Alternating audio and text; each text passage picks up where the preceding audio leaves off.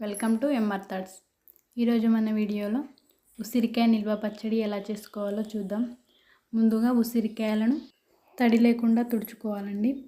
చిన్న ఉసిరికాయకు కూడా ఇదే ప్రాసెస్ అండి. తర్వాత ఉసిరికాయలను మచ్చలు ఉంటే ఇలా కట్ చేసుకోవాలండి.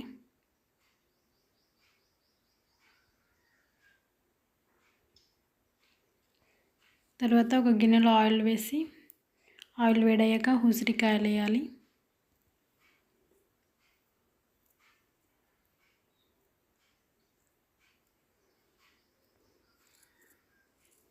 వాటిని కలుపుకోవాలండి అడుగంటకుండా. ఉసిరికాయలు గోల్డెన్ కలర్ వచ్చాక స్టవ్ ఆఫ్ చేసి పక్కన పెట్టుకోవాలండి.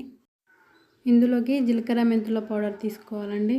వాటి కోసం జీలకర్ర మెంతుల్ని వేయించి మెత్తగా దంచుకోవాలి.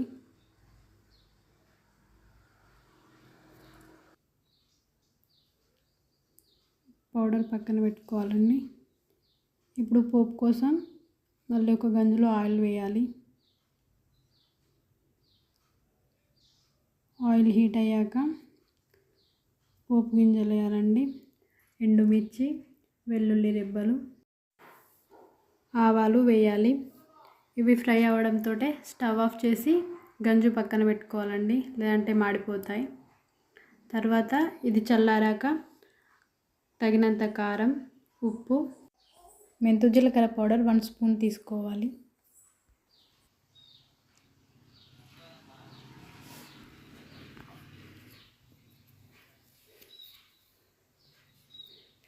వీటన్నిటిని కలుపుకోవాలండి, ఇలా ఉండలు లేకుండా.